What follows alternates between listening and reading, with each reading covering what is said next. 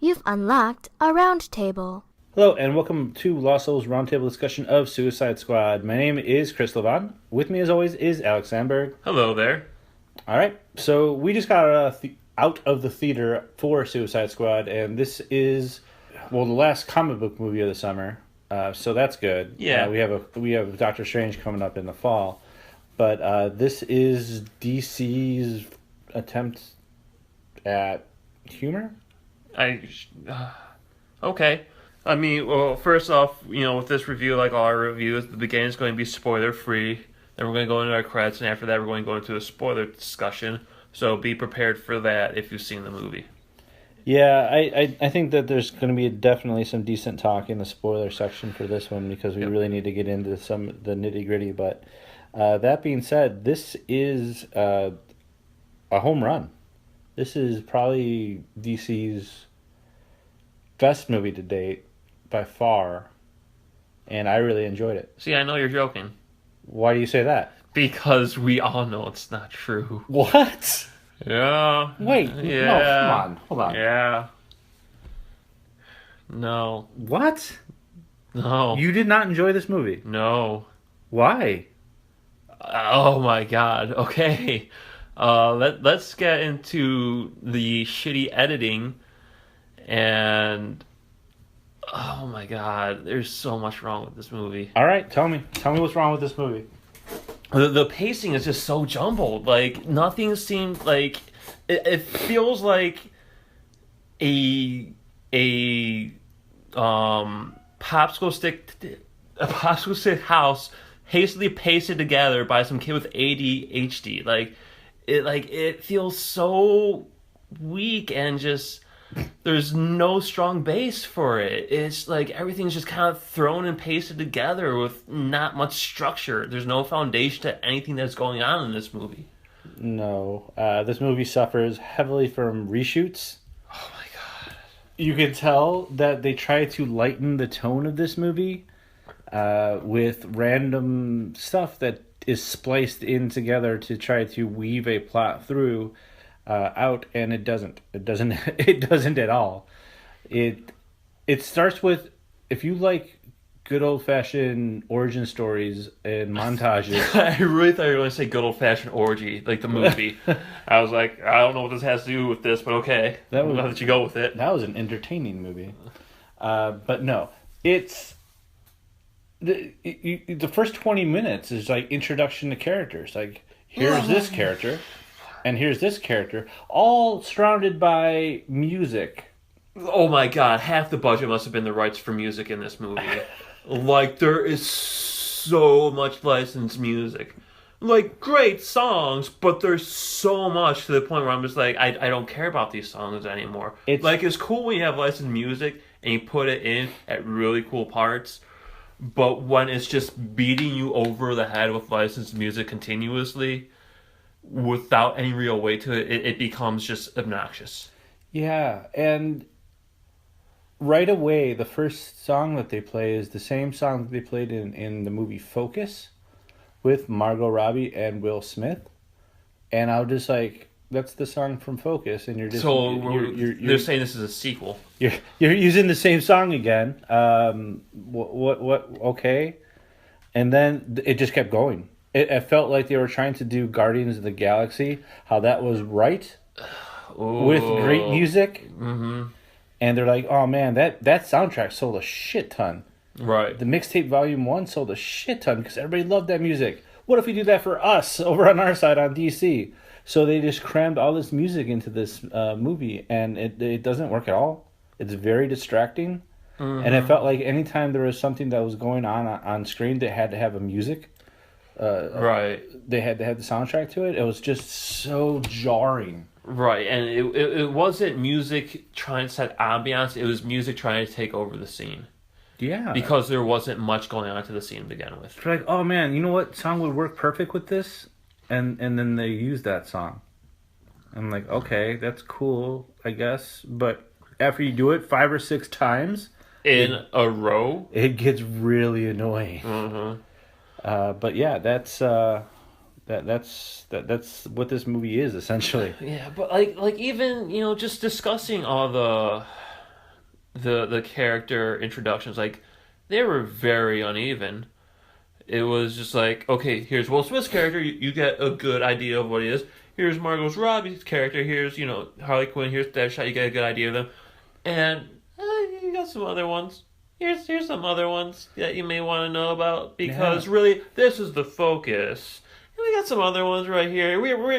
I know it's supposed to be an ensemble cast, but really, Will Smith and Harley Quinn. Yeah, here's the people that we paid for this movie, and these are the character. Well, obviously, Deadshot's not like a very popular character in terms of fan base, but it's Will Smith playing Deadshot, so they need to spend some time with him. Margot Robbie is playing Harley Quinn, and obviously everybody and their mother loves Harley Quinn, so they have to spend a lot of time on her. But hey, Captain Boomerang, Okay. Inferno, here's the other guys. Yeah. But yeah, it's definitely jarring, to say the least. Yeah, very uneven. It's unfortunate too, because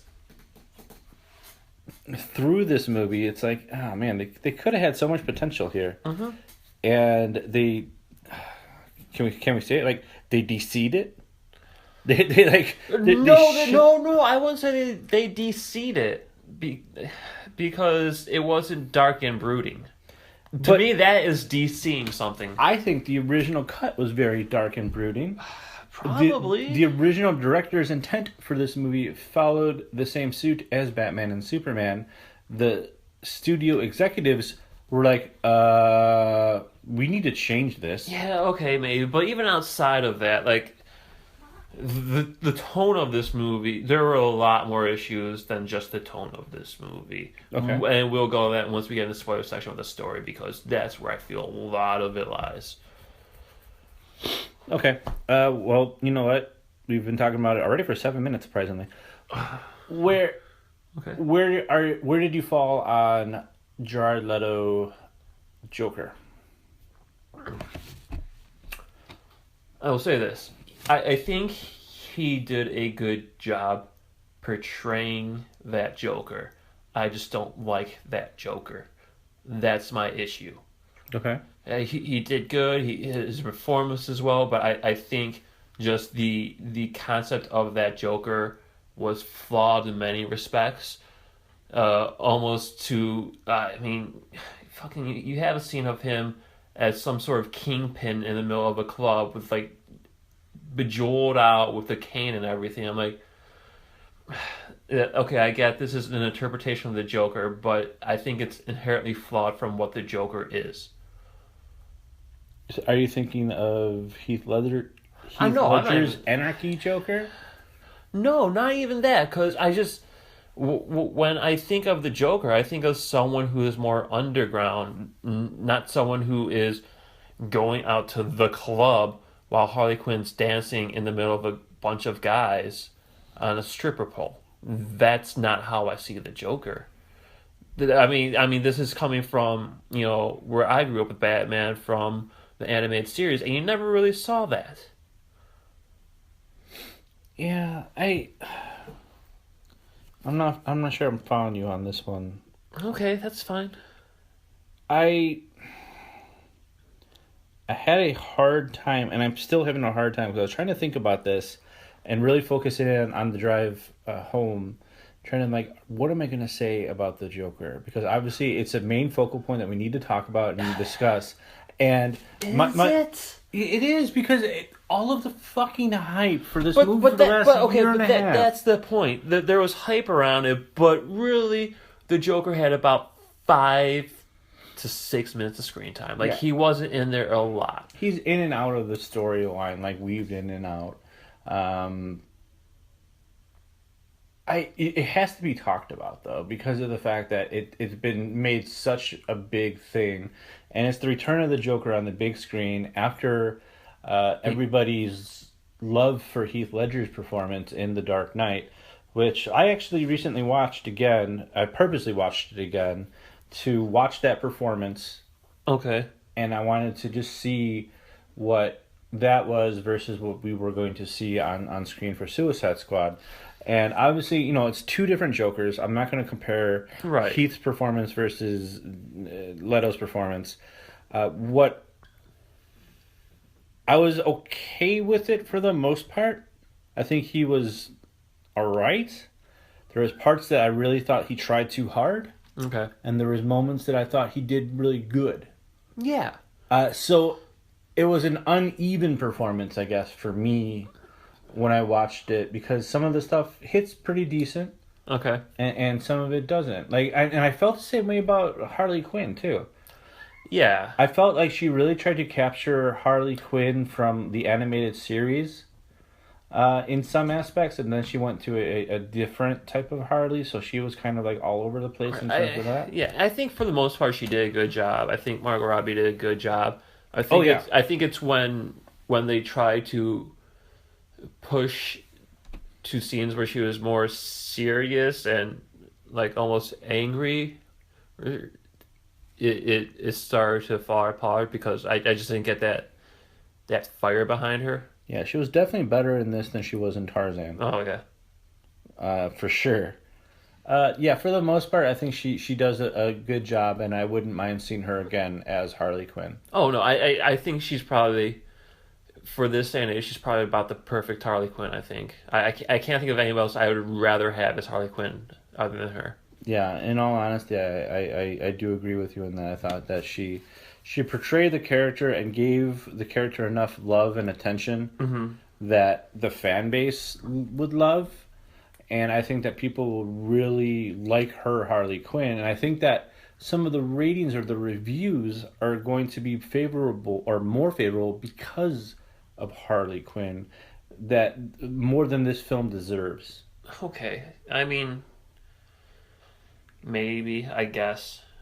I don't think any of the performances were enough to save this movie from all the other flaws in it. Well, I don't think any performance can save this movie because there's just so many damn issues in it.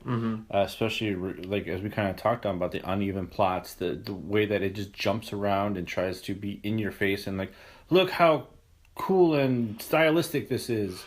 And Which they dropped really quickly. They did, but the music shit is so fucking jarring through this movie. Oh, yeah. And there's no plot. The plot is boring when it gets. Totally agree. When it gets to actual plot points, I was sitting there like, God, this is boring as shit. I'm watching a comic book movie and it's boring as shit. I'm like, then I started thinking, like, wait, do I like Batman versus Superman more than I like this? And I shouldn't be thinking that. That's what kind of blew me away. The fact that I even went there in my mind. I'm like, fuck, man. Well, I felt the pacing was better in Batman and Superman. Just because I felt like that movie had more structure than this. Which is... What? Well, there was structure to it. It was a dark, brooding structure, but there was structure. There may have been parts where that movie failed in terms of the story, but it felt like one cohesive movie, while this didn't. Which is weird because we rant and rave about how that movie was just one money shot scene or one money shot visual scene that Zach had in his mind to the next, and filled in with random stuff in between until he gets to his money shot his stuff.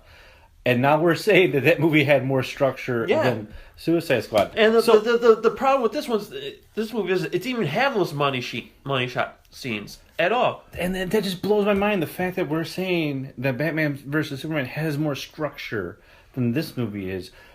For anybody who's a Lost Level listener knows how insane that sounds. Yeah. It's crazy. It's fucked. Yeah, and I just did not enjoy this movie. No, I didn't either. It's crazy, too, because I really wanted to. I was stoked about it. I get hyped. That's my problem. I don't necessarily read all the reviews before we go into these movies, but I kind of psych myself up. I'm like, all right, I'm going to go watch a new Ghostbusters movie. I'm going to see it on the big screen. I'm kind of excited about that. Right. That's awesome. All right, I'm going to go see Harley Quinn. I'm going to see what Jared Leto's Joker is. I'm going to see Will Smith. Will Smith is always kind of charismatic, and I really like seeing him on the screen. He's my generation's Rock, is currently, just that, okay, that charismatic Dwayne figure. The Rock Johnson. Yeah, he's that charismatic figure that demands screen presence. Mm-hmm. And for the most part, for being Deadshot, I liked him in this movie. I enjoyed Will Smith in this movie, and so I got a little excited for it. I'm like, yeah, you know what? The first trailers kind of scared me, but then watching all these other damn trailers, I'm like, maybe they tried to right the ship with all these reshoots. Right, and you asked me earlier today before we were recording, like, how excited am I? And I said about 6. Right. Because on a scale of 10. Yeah, and I was, because the first trailer scared me, but the other ones were better. But just knowing about the amount of reshoots, I'm like, okay, I'm not expecting much from this. I'm leaning more towards it's going to be a positive side. I'm a little more excited in this than maybe I should be, but I'm hopeful because I thought there's potential for it to be good because of the reshoots. Mm-hmm. But in the end, the basis there is not good, and the reshoots just didn't seem to work and made it just disjointed. I think that's the thing. Whenever a studio talks about major reshoots, you listen to a lot of people and they take it for a grain of salt, and they'll use those arguments saying majority movies have reshoots. And you know what? To a certain extent, yeah, that is true. But when they're talking about trying to change this tone, the structure of the tone, it can lead to a possible mess. Something that changes what the original director's vision was for the movie. And then executives kind of get into it and they're like, no, this is not what we want. We need to inject more into this, especially after the returns of Batman versus Superman. So that scared the shit out of me, and it was warranted. Mm-hmm. Because after we watched the final product, it was a shit show. Yeah. This makes me more worried about Star Wars Rogue One. When they talk about major reshoots for that movie, trying to lighten the tone, as they talked about, I did air quotes on a podcast, but yeah, as they tried to lighten the tone of that movie, the same type of conversations that we had about Suicide Squad, they're doing that now with that movie. So it makes me a little bit nervous about it, but for whatever reason it is, DC can't seem to get it right in the movies. Which is upsetting because we just saw the trailers for Wonder Woman and Justice League, and I was really impressed with those trailers. Those trailers got me excited for those movies coming out. But after coming off of this and seeing this, I'm a little bit more hesitant to be excited about it. Now, granted, I feel like the shooting for those movies, the majority of it came after the realization of oh shit, we can't be so dark anymore, we can't be so brooding anymore. Right. So hopefully it's coming off of that symptom, and that's corrected at the forefront. Right. While this is trying to patch together something that is already bad to begin with. Yeah, I would like to see a director's cut of this. Something that is the original director's version or vision, and to see how different it is from these added reshoots. We'll never see it, obviously, but I would like to actually see that, because I think that would actually be... Are you sure they're not going to do it with an R-rated version? Ain't going to get a Blu-ray? Even if they came out with an R-rated version for this on Blu-ray release, it would still be this version of it. Oh. Just darker. I want to see what the original director's version was before they interjected more humor and to try to lighten it up. I want to see that version of this, because I think that version of it made more fucking sense. Probably. Because this was just plot-wise boring as shit. Like, Enchantress... yeah. That whole... I was going to say subplot, but that's not the subplot. That is the main plot. And it just made so little sense. Yeah, and that's the problem. We just... I want to try to think of like positive things to talk about during this movie, and we kind of did in terms of Harley Quinn. Margot Robbie did a good job. Yeah, and Jared Leto did a pretty good job as well, and so did Will Smith. For the most part, yeah, he did. Do I want to see more Leto as the Joker? I don't know. I mean, I wouldn't hate it. I mean, he's actively trying to campaign himself into the new Batman movie that's coming out. Okay.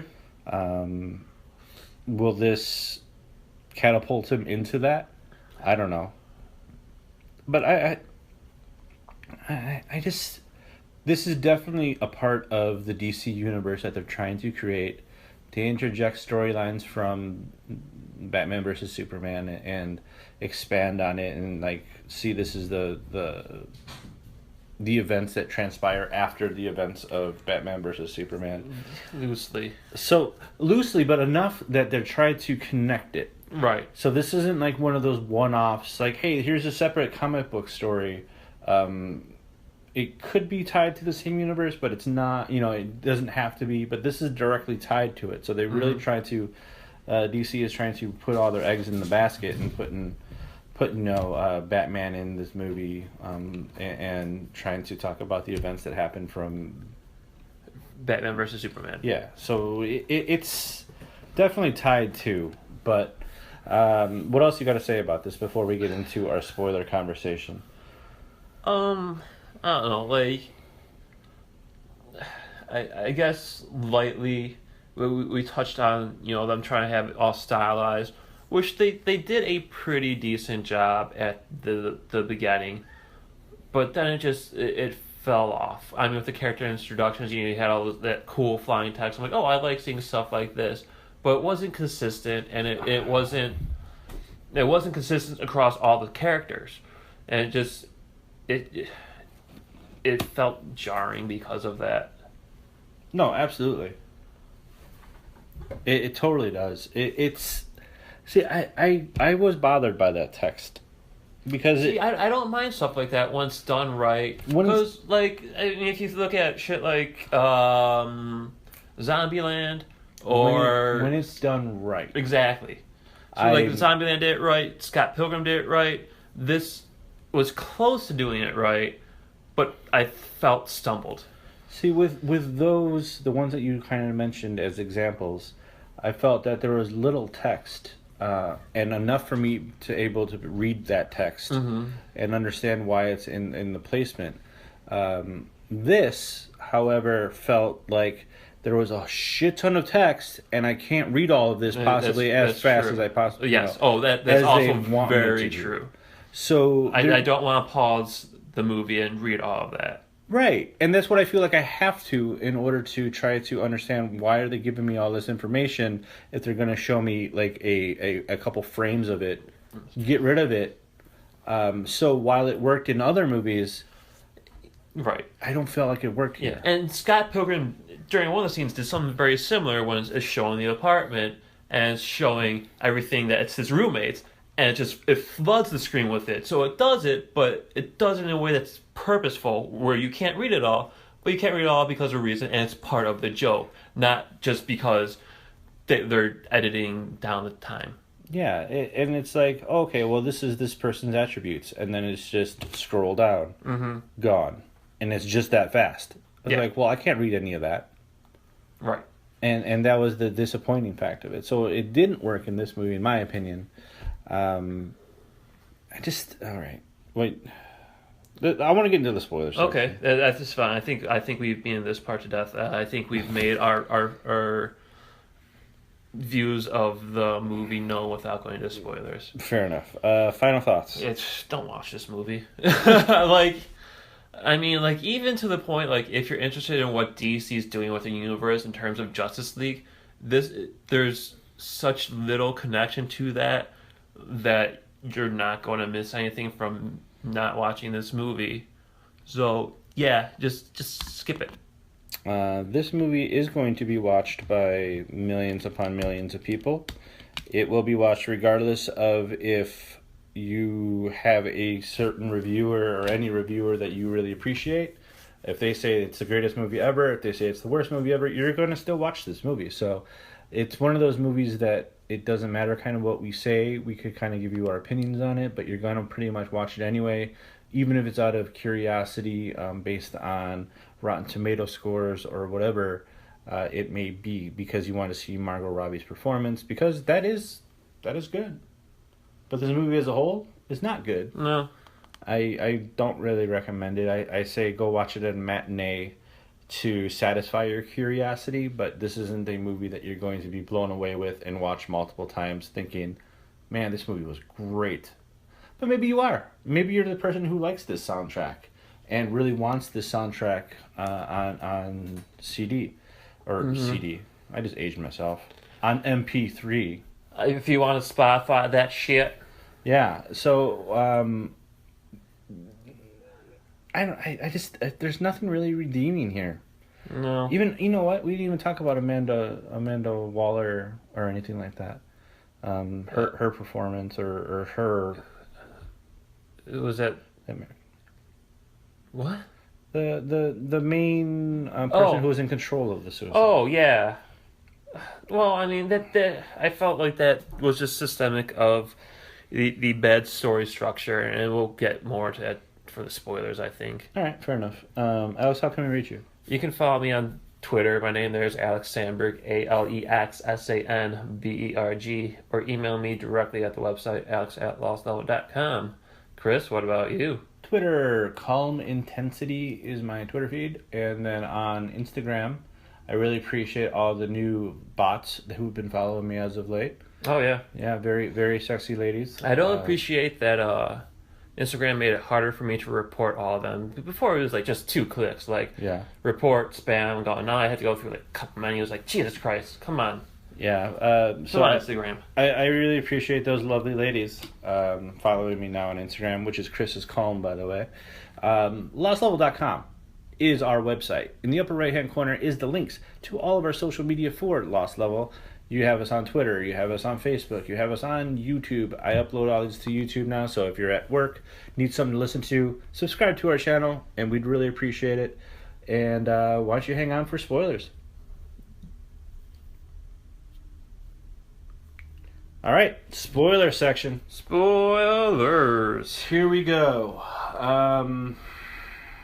Where do we start here? I didn't like Killer Croc. I didn't like the way he looked. His head was way too large for his body. Yeah, okay.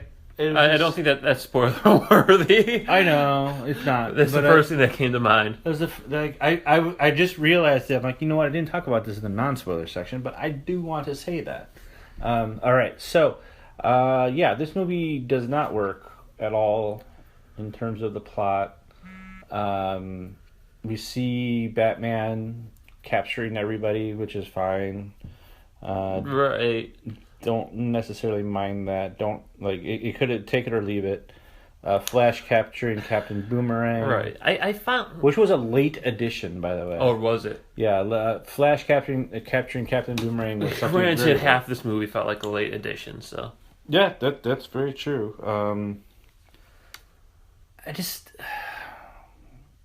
All right. What do you want to talk about here? Oh, I had something as we were doing the sign-offs, and I'm like... Well, you want to talk about that one actress and her performance as the director of everything, and how, like... She's fine, but, I mean, she's very one-note. Yeah. Should I say. She's just a bitch. Yeah, they drive that home with her just, like, capping those people in the building for no reason other than be like, oh, they weren't cleared for this, blah, blah, blah. It's just like... All right, we're not supposed to like her. Yeah, and that's all she is throughout this movie. She is a very one-trick, one-dimensional character. I am the established bitch who can press a button and blow everybody's heads off. When Captain Boomerang kind of entices that guy to try to get away. Oh, right. I'm like, who's this character? Well, to me, immediately, I'm like, well, he is the equivalent of a Star Trek red shirt. Yes. He will die very quickly. But here's the thing. Like, I did not take that because everything was so haphazardly put together by this point. Mm-hmm. I was like, okay, I guess this is how we're introducing this character now. And I thought it was going to be a bigger part of it just because I thought everything was put together, like I said, like fucking popsicle sticks. Oh, yeah. With glue. Oh, no. I immediately thought, like, this guy's going to die quick. And sure as shit, he shows that, yes, those things in their heads is real because it will blow their heads off, and he died. Yes, he did. But yeah, the other part of it too that I do want to talk about was Enchantress. She visually is a cool concept. Doesn't work very well in the movie as a big bad. No, not at all, really. I didn't like this as a big. I didn't like the whole. I didn't like the whole premise of what they're doing, and it felt really contrived.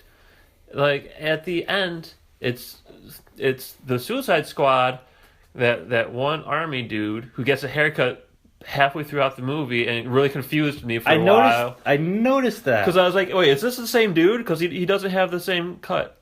Okay, I assume it's the same dude. Yeah, I'm like, well, he was wearing a hat. All white people look alike to me. Yeah, that's being true. a white person myself. You are very.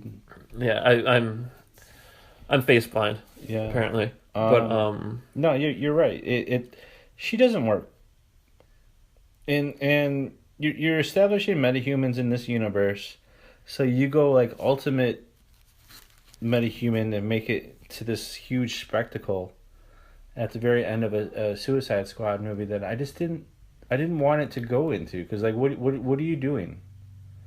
And Enchantress is like this ancient being that I don't feel like the Suicide Squad, it doesn't utilize their set of skills, should I say. It's very different. It doesn't, like, Harley Quinn can't stand up to this type of person. She would just get destroyed in a heartbeat. Okay, well, let's go to that. Let's fucking go to that. You have these soldiers that are indoctrinated into the Enchantress's army. You know, these almost, I don't want to say zombie-like, but, you know, they're obviously controlled and all that. And you see these guys taking bullets and just kind of brushing them off. And Harley's taking them down with a baseball bat. Well, she shoots him in the head and then uses. But fucking seriously, like, don't treat me like a fucking child with this. I know the difference between a baseball bat and a gun, and I know what. I mean, it just seems ridiculous. It makes no sense. Yeah, and I'm 100% agreeing with you. Like, a lot of that, too. That's the problem with using this type of... what's it called? Big bad. When you use, like, this... like, a godlike big bad. Oh, the Enchantress's brother? Yeah, like, you're trying to use Enchantress and her brother. Like, these are gods. Mm-hmm. And you're fighting them with the Suicide Squad and army people, and you destroy her brother by using an explosion, something that you wouldn't think a god. Even though you had Inferno, who took a godlike form at some point during that battle, right? I am not familiar with Inferno. I wasn't know where he could do that. Maybe he can. Maybe he can't. That's beside the point. Shoving his fiery palm into the godlike creature's chest. Which I would think caused more damage than an explosion would. An explosion that was through few feet of concrete? I mean, at the very least? Yeah, there's no way that would work. And then using bullets against these gods should have no effect whatsoever. Mm-hmm.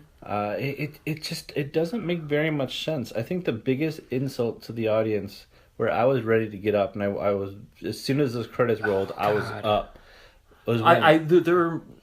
Hold on, what are you going to say? No. There were multiple points in this movie where I was fed up and wanted to leave. I'm like, it just felt insulting. This movie felt insulting to me.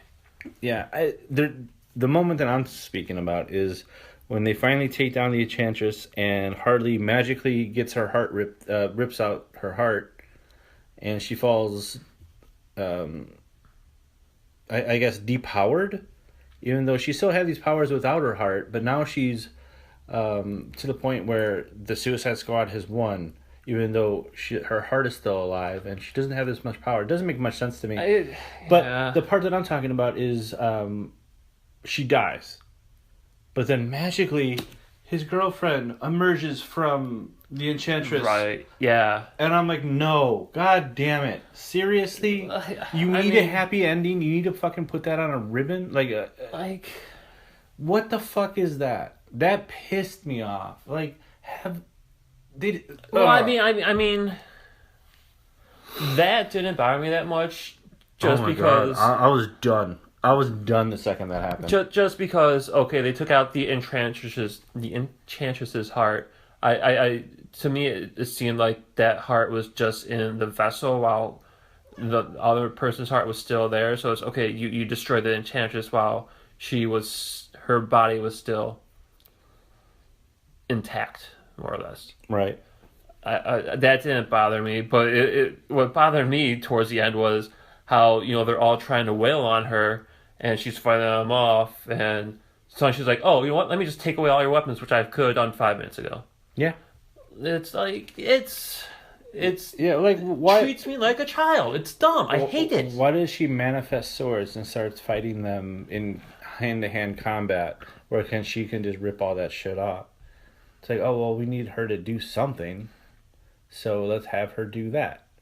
And what is the Asian character's name with Katana? Is it Katana? Is it? I think it's Katana. Okay. Damn it, I wish I looked it up before we recorded this. I was going to. Yeah, she is just there. Oh, yeah. Also, just kind of someone that's just tossed in willy-nilly. We totally didn't need her in this movie. No, not at all. You don't learn a lot about her, but she's already an established character who is a supporter of everything, and she's supposed to keep the Suicide Squad in line. None of this works. It just doesn't really work. And I was thinking back on the animated movie Assault on Arkham Asylum. Okay. Where they have the Suicide Squad, and I felt like that did a really good job. That did a lot better job than what I'm watching here. But this is like just overly stylized for maximum audience appeal. Mm-hmm. And that's what that's what I felt like. This was the exec's idea of maximum audience appeal. Like, this is what the audience is going to love. We're going to do it this way, and it's going to totally work. And according to critics, I did look this up for the last couple days now. Ever since the reviews started coming out, I've been watching the Rotten Tomatoes score, and it started in the 30s. Okay. And that's when I pinged you, and I was like, hey, do you want to know the Rotten Tomatoes score? And as always, you don't want to. I prefer to go in this without outside influence, which is just my fresh eyes. Right, and I applaud you for that. I don't have that willpower, and I am morbidly curious about, like, what am I getting myself into. Mm-hmm. So I actively look at some of these things, and I watched it continually go down. As of right now, it's gone down from the 30s now to a 27. After we watched this, sounds accurate. Audience reviews are not up yet, but I highly suspect that audience reviews are going to be in the, I'm going to go 60s. I don't know that because they're not out yet. But I can definitely see some audiences liking this movie. I totally agree with that. They're going to eat up the soundtrack. They're going to eat up Harley Quinn. They're going to like the Joker. And I think that there's going to be more likes than with the critics. And people are going to be forgiving for a lot of the plot points, because there is no plot. There's not a lot here. They're looking at all the style versus any of the substance. Right. And they're going to justify it that way. So, which is upsetting because even the style is flawed. Oh yeah, no, absolutely. It's all over the place. So I don't know. They try to make it too neat and too perfect. Like I said, maximum audience experience, right. Because of the fact that the girl lives at the end, the Enchantress. Yeah, and just like, I mean, well, a lot of the character motivation doesn't make sense. I mean, let's look at the bar scene where it's like, oh, you had letters from my daughter, and he seems really pissed. And instead of being really pissed, he's like, I'm going to help you out now. Like, what the fuck does letters from the daughter have to do with anything of why you're going to help him out now? It made no sense. Well, even when he found that highly classified notebook, and he's like pissed off because he has a relationship with the girl who gets taken over by the Enchantress. Right. This is what upset Will Smith. This is the plot point that you're using. No, I don't think that's what upset him. It was the fact that they're telling like, oh, it's just terrorists, blah blah blah, not some weird fucking meta human thing destroying everything. I think that's what upset him rather than he was sleeping with her. Yeah, but then why did he bring it up at the bar? Like, are you sleeping with this chick? Well, no, the guy asked. He's like, "Did you read as far as that we've been having sex?" And he was like, "Yeah," but like that, I don't think that was the impotence of his anger. It was more the fact that they lied to them about a terrorist attack rather than a metahuman destroying shit left and right. All right, fair enough, I guess. I mean, but still, it's just a bad scene. Yeah, it's a scene that doesn't develop because you don't establish these characters' relationships very well. And you know what? Seeing that scene in the previews actually gave me hope. I'm like, oh, this cool bar scene where you get to kind of learn more about the characters and have them develop happens way too late in the movie and really doesn't set out what it tries to do.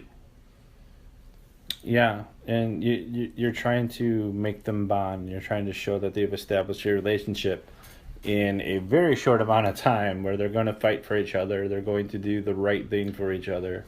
And when Inferno says he's not going to lose another family, motherfucker, you just met these people and you're not really behind them. These aren't a new family for you. Right. Like, why are you sacrificing yourself for these people? People you don't give for all intents and purposes, you really don't give a shit about.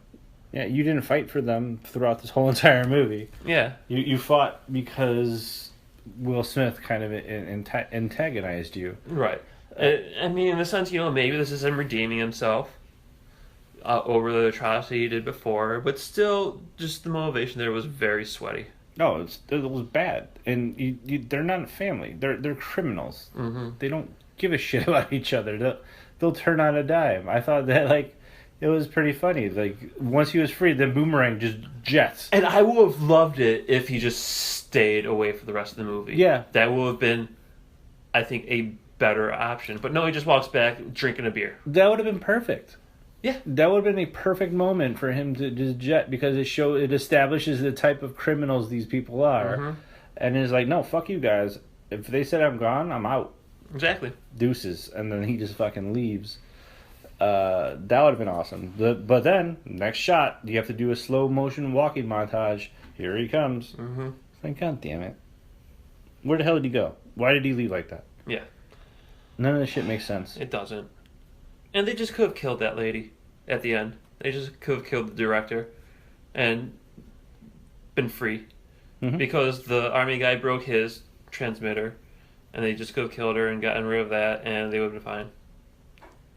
Yeah. I mean, maybe they had some backup for it, so maybe that's not completely true, but Who knows? I just don't like this movie. No, it's because there's very little to like about this movie. What is wrong with Hollywood right now with these fucking movies that we're watching? Yeah, it's DC just not being lost right now. DC, fucking Ghostbusters, like these movies that we're watching just are not enjoyable. No, they're not.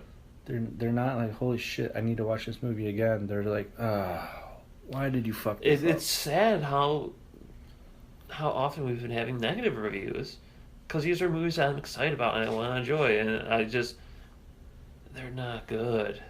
Yeah, and there's not that much coming out in August that we're really excited about. I have to look at summer or September's schedule, but I think the next thing that's on the radar might be Doctor Strange. So yeah, I mean, and then that's a couple months away. So I need to really see what we're gonna dive into.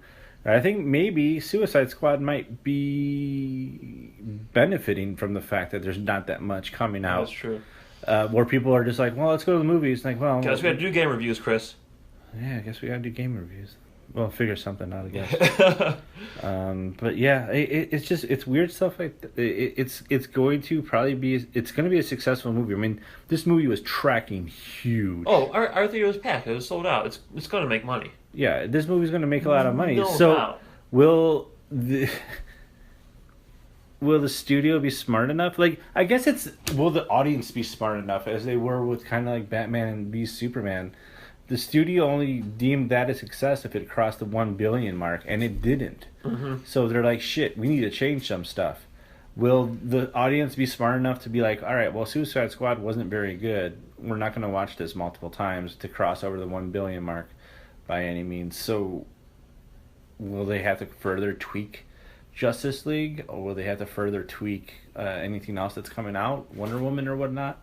I guess we'll see, but this is just another miss. Oh, you know what? This scares me. If you know, they're like, oh no, we were doing Dark and Brooding, we had to do something more funny, and they did something more funny, and they're like, oh no, the audience doesn't like the same, or go back to Dark and Brooding. Like, are they going to start reshooting Justice League to make it more dark and brooding? No, dude. No, they just have to find the mix that doesn't involve Zack Snyder. Okay. I mean, you gotta let him go.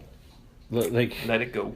Let it go. Put some inspiring director in there and let him. Let's see what he can do. An example. Look at Star Trek. Justin Lin. Like, how did I know you were going to go to that?